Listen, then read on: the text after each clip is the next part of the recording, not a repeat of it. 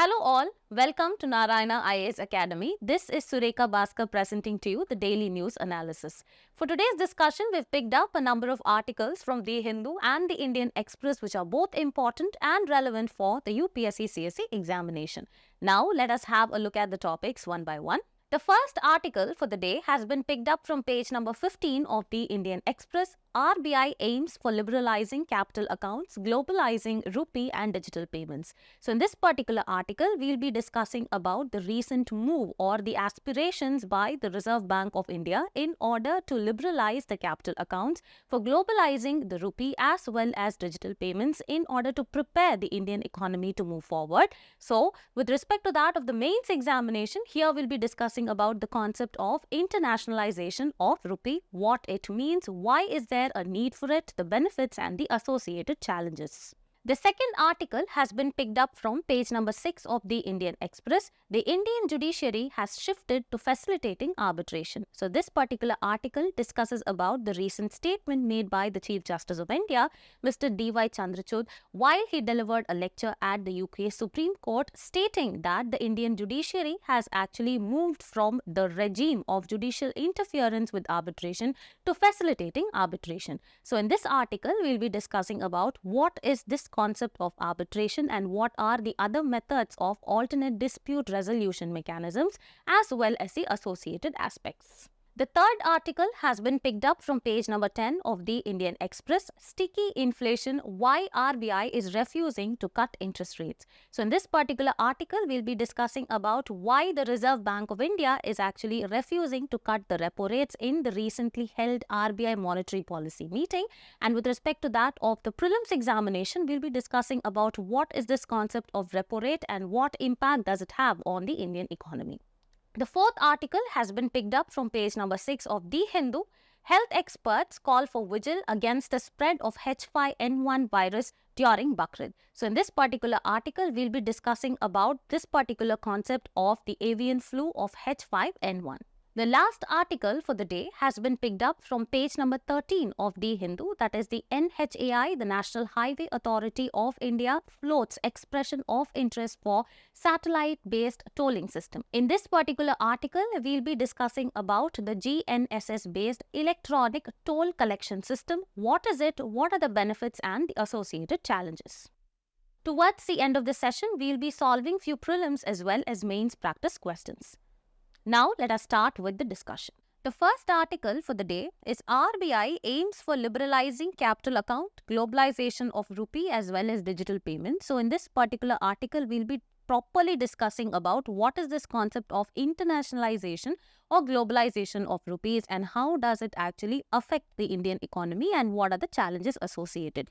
So in this particular article, we'll be discussing about internationalization rupee as well as international currency, and this particular topic can be mapped to GS paper 3 for the mains examination under economic growth and development as well as mobilization of resources. So moving forward, there has been a previous year question which was asked in the mains examination in 2018 with respect to that of the recent phenomena of protectionism and currency manipulations in world trade. Okay, so how does that actually affect the macroeconomic stability of India? So anything, economically that actually happens globally and how does that, impact the Indian economy is very, very important. That is, the analytical point is very important for your mains examination. Now moving forward, let us actually understand what this particular article is talking about. So, in order to prepare the Indian economy for the future, the Reserve Bank of India, as we discussed, has recently listed a series of its aspirational goals, where number 1 includes capital account liberalization, number 2 is internationalization of the Indian currency, that is rupee, as well as universalizing the digital payment, as well as globalizing the India's financial sector in a multi-year time frame. So moving forward, let us actually understand what is this particular concept of internationalization of currency. So first we'll understand what is international currency. So according to the Tarapur Committee on Fuller Capital Account Convertibility, that is CFAC, an international currency is nothing but the one that is extensively used for international transaction, whether it is for trade of goods and services or for other purposes. For example, if you see, presently the US dollar is the most widely acknowledged currency for international dealings, followed by the euro, which is actually used by the European nations. So if you see, in the early 1960s, Indian rupee was also recognized as a legal tender in different parts of the world that actually include Qatar, UAE, Kuwait, Bahrain, Oman, as well as Malaysia. However, if you see today, nearly 86% of the Indian imports as well as exports are invoiced in terms of the US dollars. Now moving forward, let us come to this important concept of what is internationalization of rupees, okay? So, rupee internationalization is nothing but a process that is aimed at enhancing the acceptance as well as credibility that the rupee, that is Indian currency, actually has on a global scale. So, this will involve a range of activities that actually includes increasing the use of rupee for invoicing and settling the cross-border transactions for trade, etc. The second one is granting non-residents the freedom in order to hold any kind of financial assets and liabilities in the term of rupees, like rupee-dominated bonds, etc. Next one is allowing the non-residents in order to maintain the tradable rupee balances in offshore locations as well. And it can also involve moving towards full capital account convertibility. So here, capital account convertibility is what? This actually refers to the freedom in order to convert the local financial assets into foreign financial assets and vice versa. Okay. So, internationalization of rupee actually helps in capital account convertibility as well, where you have the freedom or the liberty to convert your local financial assets into foreign financial assets and vice versa. So currently, if you actually see, India practices partial capital account convertibility alongside full current account convertibility. Now let us actually understand what are all the advantages that are actually associated with internationalization of rupee. The first one is actually reduced exchange rate volatility. So what do you mean by reduced exchange rate volatility is that, initially when there is internationalization of rupees, we will have more buyers of rupee or we will have more sellers, okay? So suddenly, if there is a hike in the number of buyers or suddenly if there is a fall in the number of sellers, what happens? There will be an increased volatility in the market, which will actually subside and stabilize over a period of time. So, here there will be a reduced exchange rate volatility, which means more global use of rupee can stabilize the exchange rate eventually. The second one talks about lower vulnerability to shocks. Okay, so what is this is? There will be reduced reliance on the foreign currencies and it actually makes India more resilient. So if you see here, that is India actually, India pays for its imports, especially in terms of dollars. Okay. So what happens is that in case suppose US Fed actually either increases its rates or it actually there is a rate cut in the US Fed, what happens is that it actually affects the local currency as well.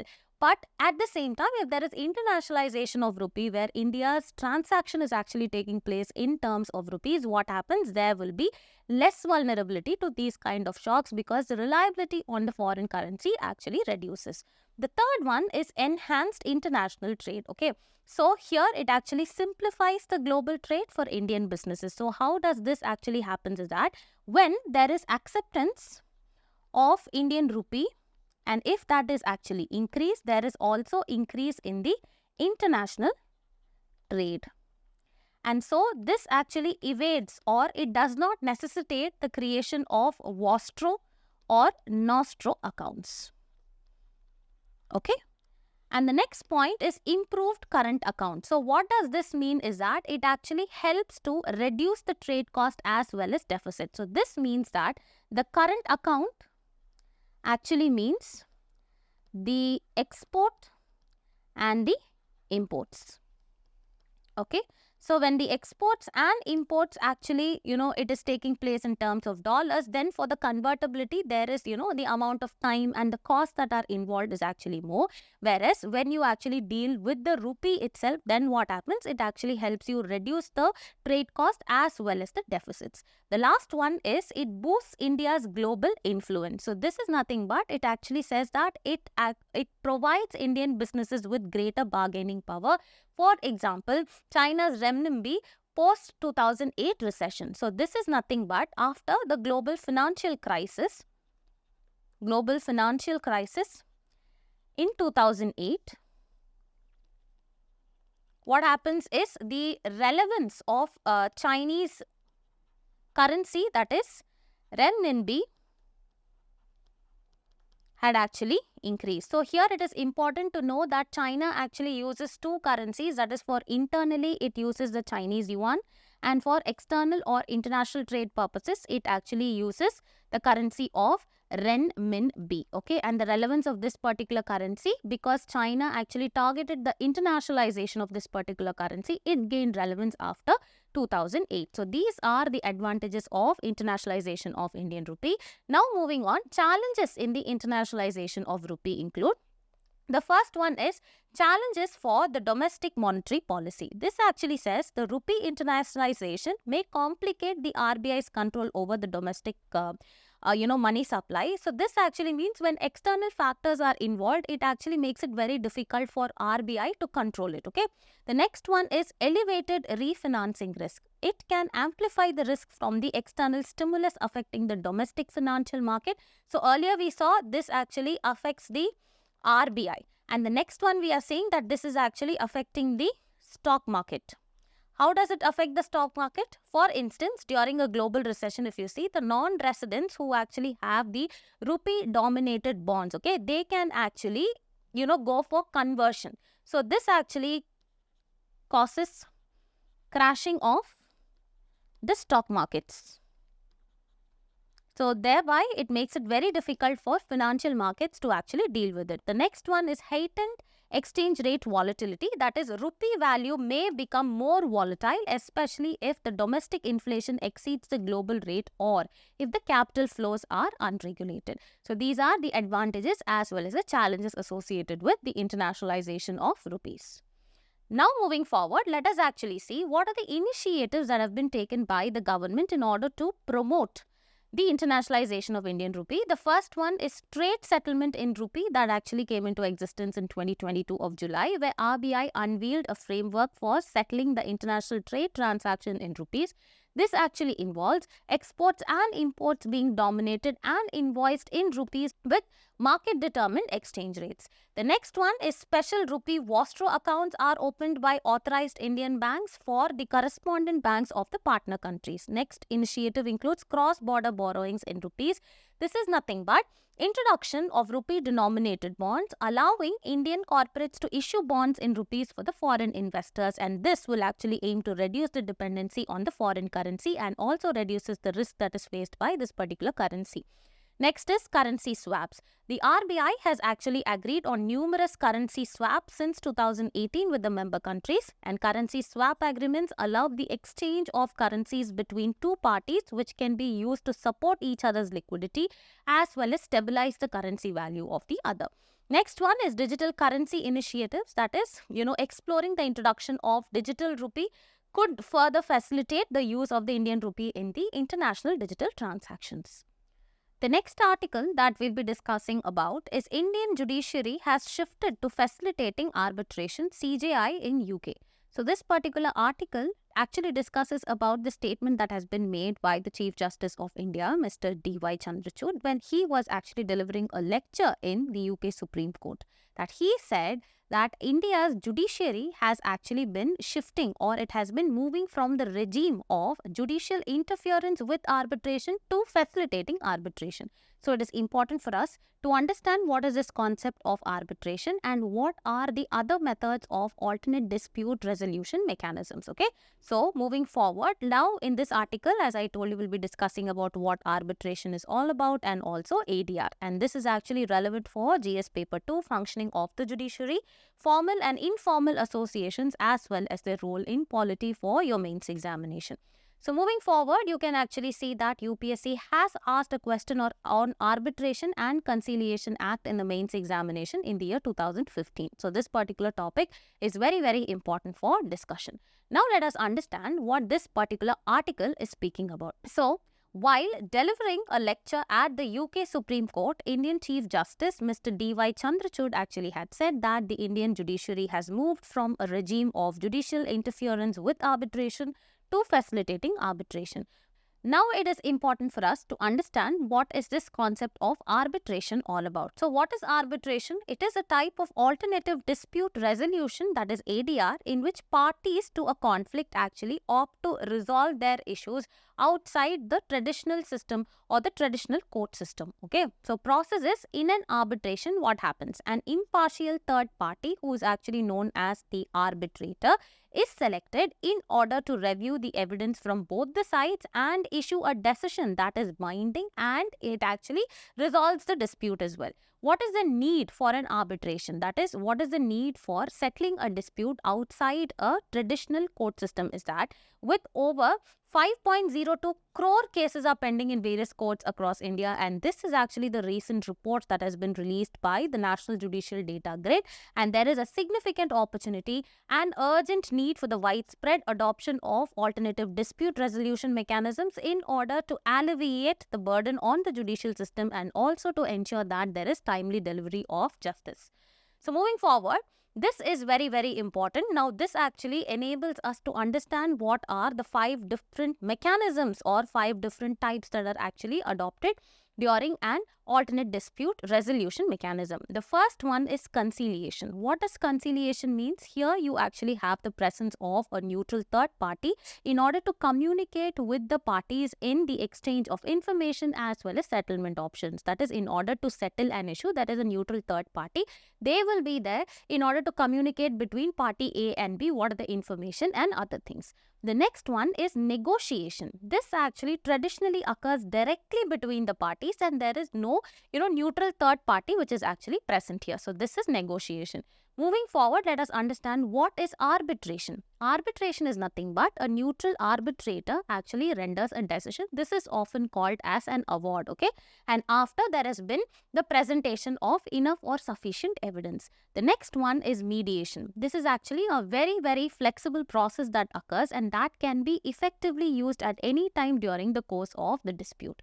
And the last one is there is collaborative law. Here, both the parties are represented by a collaborative attorney and both the parties agree not to litigate any further.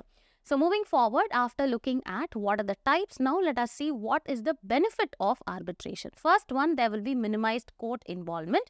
So there is more private and informal setting of resolution of disputes compared to the court proceedings where there are number of people who can actually witness what is actually going on there. Next one, cost effectiveness as well as quicker resolution. So here, generally, this is less expensive than that of a litigation which is actually filed in the court. Next one is quicker resolution. Here, it is typically faster with set time limits for awarding the decisions. Next one is finality of the awards. As we actually saw in certain cases, the award is actually final and enforceable. And here, it provides for a definitive conclusion to the dispute without, appearing again and again, which actually is time consuming. Next one, there is specialization. What is the meaning of this? There is an option to select an arbitrator with extremely good expertise in specific legal area, and this actually leads to more knowledgeable decisions that is being taken. And also the last one, there is confidentiality of the matter because private processes maintains the confidentiality as well as it safeguards the sensitive information.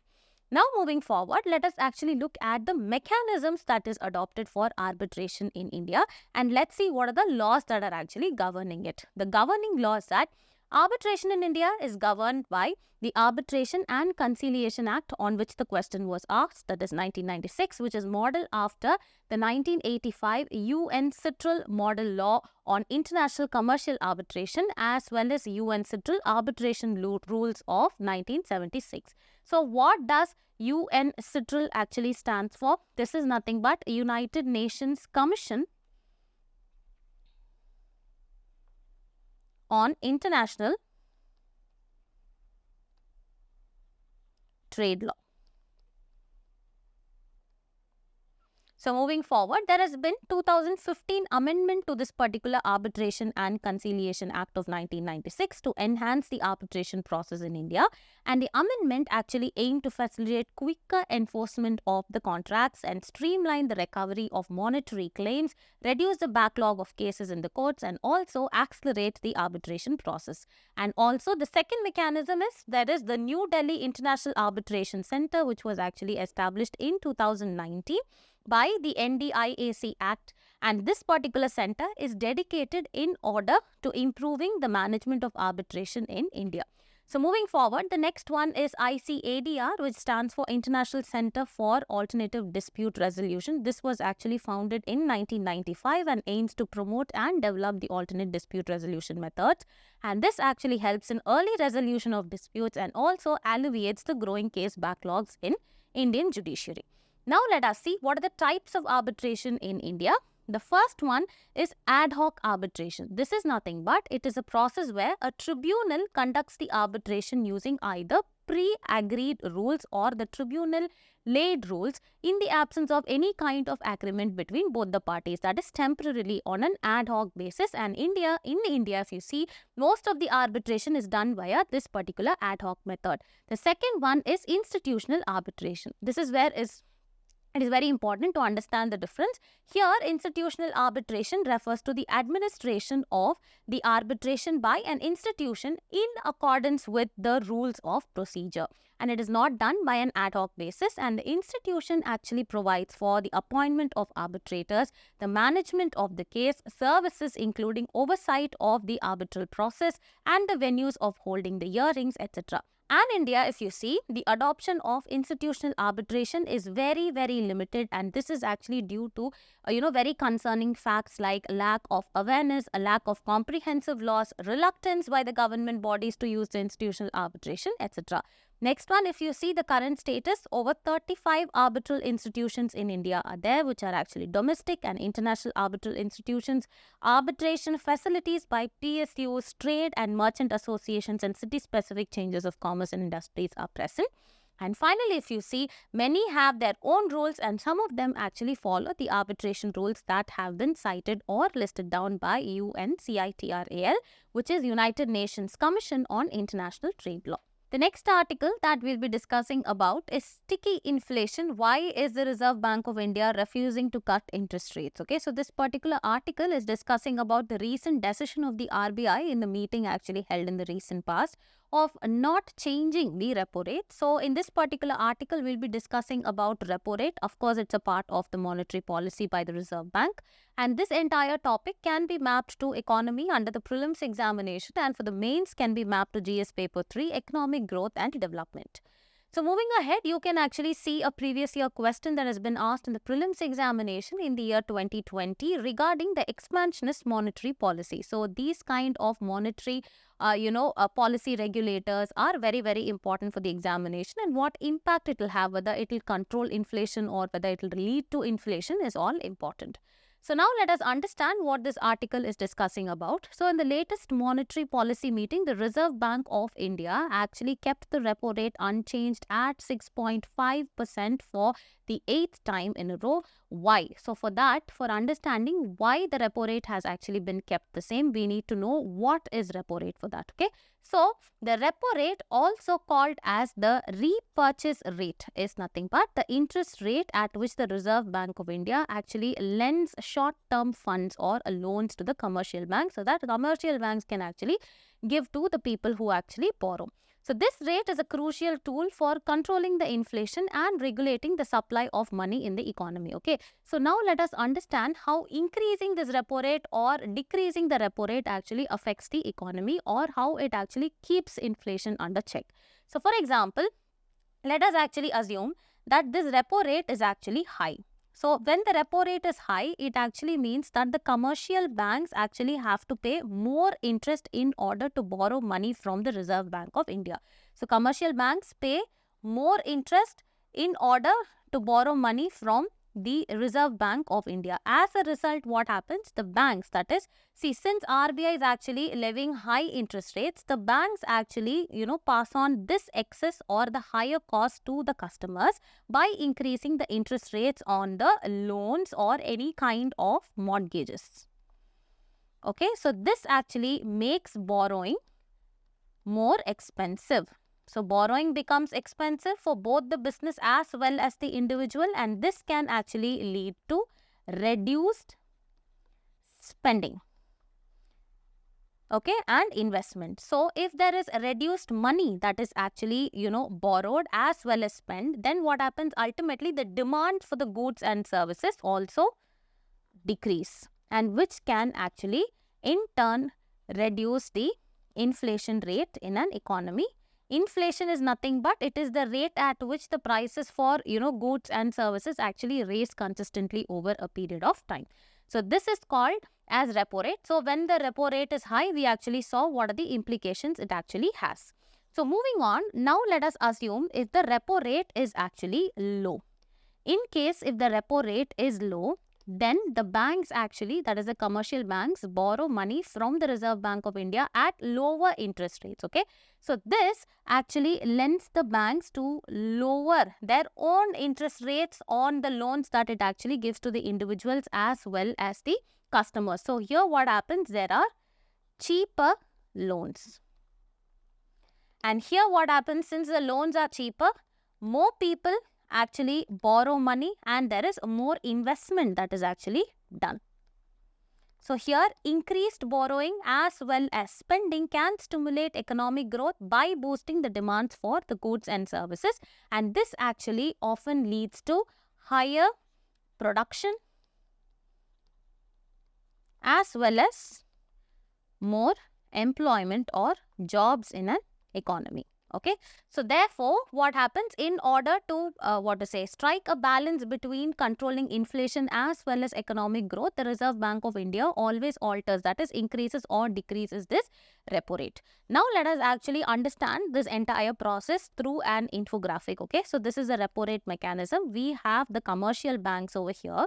The commercial banks actually need short-term funds in order to give loans to its borrowers. So this actually borrows some funds from the Reserve Bank or the central bank, ask for funds from the central bank, and the commercial bank asks for that on certain interest, and that interest is called as the repo rate. And here commercial banks pay repo rate on the funds borrowed from the central bank, which they adjust in the commercial loans that they actually give to the borrowers or businesses or the individual customers.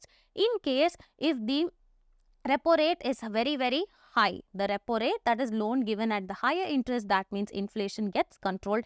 And in case if the repo rate is actually low, then it means loan is actually given at a lower interest and it can actually lead to inflation as well.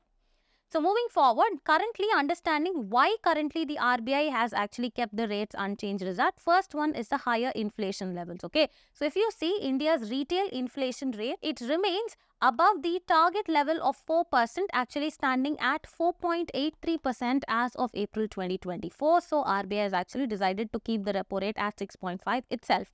Next, if you see, food inflation is also high. So persistent food inflation is there, which is driven by the supply side constraints such as the ongoing heat wave affecting the crops. All this have actually led to keeping the overall inflation elevated. So this is what has actually made the RBI decide in order to keep the repo rates the same for the 8th time in a row. The next article that we are going to be discussing about is health experts call for vigil against the spread of H5N1 virus during Bakrid. So in this article, we'll be discussing about what is this H5N1 avian flu virus. Okay, so this is actually very important with respect to that of GS paper 3, science and technology, as all diseases, whether affecting human or birds or any kind of pandemic, and what impact is it actually having with respect to that of India is very, very important. Okay, so moving forward, that you can actually see that there has been a question asked in the 2020 examination with respect to critically examine the role of WHO in providing global health security during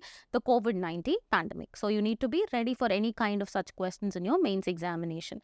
So moving forward, here as we actually saw that the health experts have actually raised an alert for to the people globally, especially against the spread of avian flu virus, that is H5N1, during the Bakrid season. So moving forward, now let us understand what is this H5N1. It is also known as avian influenza or bird flu, which is a highly pathogenic virus primarily affecting the birds, but it can also affect the humans and other animals. So where it was first identified and when? First identified in 1997 in Hong Kong. H5N1 has since caused numerous outbreaks in poultry as well as sporadic human infections globally. Next one, how is the transmission and the rate of transmission is that the virus actually spreads through direct contact with the infected birds, contaminated surfaces or the environments. And also, human to human transmission is very, very rare, but it is not impossible. So, it is possible through very, very close contact. And the symptoms in humans can actually range from very mild, respiratory issues to severe pneumonia. And also it can actually go towards multiple organ failure, often leading to a high fatality rate when contracted. And moving on, the One Health approach, which actually integrates the efforts across human, animal and the environment health sectors, is actually crucial for managing and mitigating the spread of H5N1 as well as other zoonotic diseases. If you see, this particular approach actually integrates the global health stakeholders in order to enhance the surveillance and the preparedness against any kind of zoonotic diseases. That actually includes H5N1. Zoonotic is actually caused by the animals, okay? So the collaborative effort actually aims to safeguard the public health during very, large scale gatherings like any kind of festivals, etc. In this case is the Bakrid.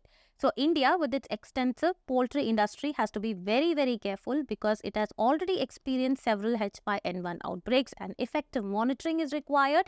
Rapid response and vaccination campaigns are essential in order to keep this particular disease and the spread under check. Now, quickly moving through, we will actually look into what is this, avian flu or the bird flu is all about. So, bird flu is nothing but it is an infectious disease in the birds which is caused by avian influenza type A virus, and this may actually cause mild to severe illness or sudden death in birds. And domestic poultry like the chickens are particularly vulnerable to this particular disease. So, avian influenza viruses, if you see, they do not usually infect humans but sometimes may be transmitted to humans as well who have come in close contact with those who have already been infected. If you see what are the signs or the symptoms in infected birds is that there will be lack of energy and appetite, and they will actually have severe diarrhea. And also you can see combs and wattles of the chicken, neck, it actually turns very purplish in color.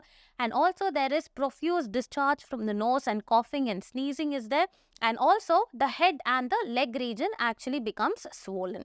So here we actually, how does bird flu spread between the birds is that it is by, direct contact through this profuse discharge that they actually give out, and direct contact with the infected bird fecus, and also by contamination with respect to the feed as well as the water, and also contact with contaminated equipments as well as humans. So it is the duty of the people actually to keep the birds or the pet birds very, very safe and clean. The next article that we'll be discussing about is NHAI, that is the National Highway Authority of India, floats expression of interest globally for satellite-based tolling. So as the title suggests, here we'll be discussing about the GNSS-based electronic toll collection system as well as NHAI, and this is actually very important for the prelims examination under the topic of science and technology. So moving forward, there has already been a question in the year 2023 asked in the prelims examination with respect to which of the following countries has its own satellite navigation system. So all these kind of, very static things are also important for your current affairs, for especially your prelims examination. So now let us understand what does this particular article is talking about. So the National Highways Authority of India has invited the global expression of interest from innovative and qualified companies in order to develop and implement the GNSS-based electronic toll collection system in India. Now let us actually understand what is this particular electronic toll collection system is all about, okay? So it is a toll collection system that actually uses the satellite navigation technology, specifically the global navigation satellite system, in order to manage as well as collect the tolls on the highways, okay, by providing information such as the navigation as well as the location of this particular vehicle, the distance it has traveled, etc. So GNSS actually refers to any kind of satellite-based navigation system such as the GPS, that is, which is the US GPS, okay, the Global Positioning System. This system actually uses a vast array of satellites in order to provide more accurate location as well as the navigation data globally. So here, let us actually see how does this electronic toll collection system actually works. The first one is there is an on-board unit which is called as the OBU. Here, the vehicle which usually actually has to pay a toll. See, basically we need to understand why toll is actually collected by the vehicles, okay? Because when the government actually invests so much in development of an infrastructure, specifically that of, the road as well as the highways, what happens? It actually has to compensate that, right? By collecting tolls from the vehicles that actually uses this infrastructure. So that is why tolls are levied, okay? So earlier it used to be very manual. They used to be stopped at the tolls by, human beings, and then they used to pay. And after that we had the fast tags, and now an upgradation to it is this electronic toll-based, collection system. Now, on-board unit is there. Vehicles will actually be equipped with an on-board unit that is nothing but it is a tracking device that communicates with the satellites in order to determine where the location of the vehicle is. Next one, digital image processing is there. That is, coordinates of national highways are logged using the digital image processing technology, enabling the software in order to calculate the exact toll rates based on the distance that the vehicle has actually traveled on that infrastructure. Next, there is seamless transactions. That is, the toll amounts are automatically deducted from a digital wallet which is linked to the OBU. It can either be, Paytm or rupee, whatever it is. And ensuring a cashless as well as a hassle-free transaction process, okay? So by this, there is actually seamless transportation that actually takes place. Next one, enforcement measures. So the gantries equipped with CCTV. Gantries are nothing but the toll structures which are actually, they have the CCTV cameras fitted over there in the tolls, okay? So they which are actually equipped with the CCTV cameras will be installed along the highways in order to monitor the compliance and deter the evasion tactics. Okay, so it will not allow any of your vehicle to evade this toll. And additionally, the system will initially coexist with the current FASTag based toll collection. So what do you mean by FASTag? That is also a device that employs radio frequency identification, that is called as the RFID technology, for making toll payments directly while the vehicle is actually in motion. So how this particular electronic toll collection system works is that we will actually look at this particular diagram.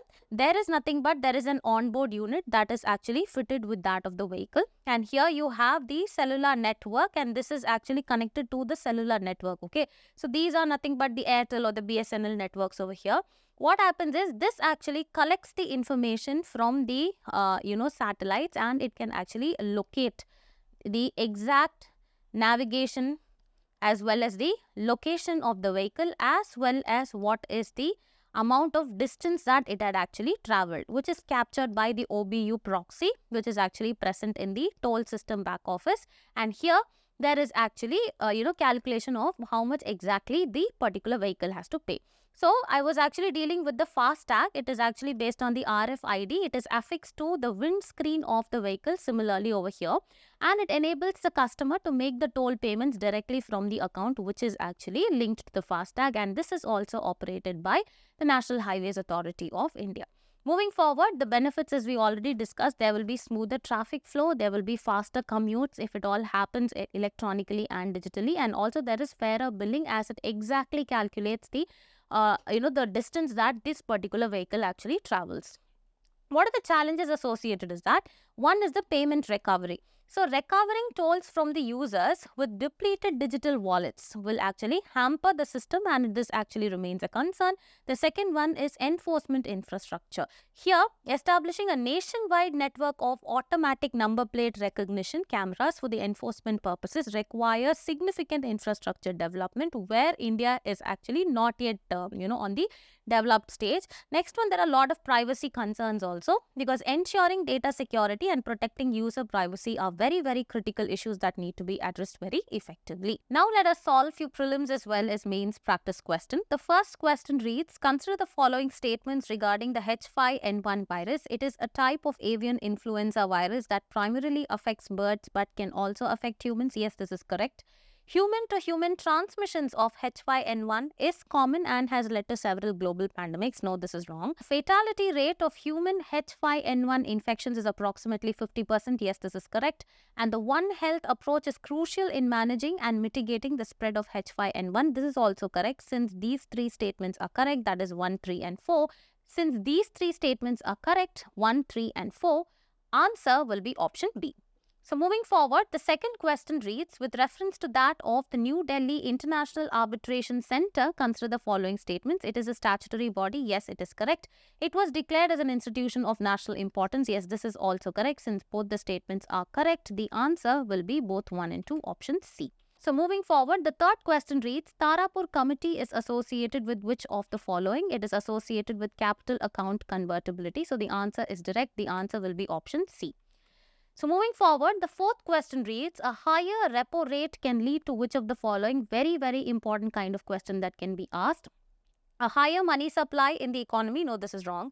Lower inflation. Yes, this is correct. And higher borrowing cost. This is also correct. Since only 2 and 3 is actually correct, the answer will be option B.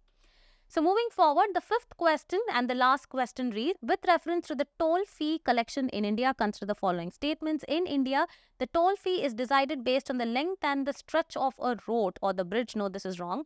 As per the fee rules 2008, the minimum spacing between two adjacent toll plazas should be 120 kilometers. This is actually correct. And the toll fee collection on a road or a bridge is allowed only when the project is 100% complete. This is also correct. Since only statements 2 and 3 are correct, the answer will be option B. Now let us actually solve the mains practice question. Do you think that the internationalization of the Indian rupee will improve India's financial sector? Justify your answer. So, the approach to this particular question is divided into the introduction, the body as well as the conclusion. So in the introduction, we will define the concept of rupee internationalization and what is it. In the body, we'll talk about the potential benefits like it enhances India's economic sovereignty by reducing our dependence on foreign currencies, especially the USD, that is the dollars. It can boost India's trade competitiveness by mitigating the exchange risk for the Indian exporters as well as importers, and also it can attract foreign investment by offering opportunities in rupee-denominated assets like the rupee-denominated bonds, etc. And then we can also discuss the challenges like it leads to increased volatility of the rupee and possible complications in monetary policy management can be there, and exposure to the global financial shocks is also discussed as the challenges. And towards the end, we will actually conclude by suggesting carefully phased implementation with a robust regulatory framework to mitigate the associated risks that are associated with the internationalization of rupee. With this, we've actually come to the conclusion of our daily news analysis. For regular updates, please do like, share and subscribe to Narayana IAS Academy YouTube channel. Thank you.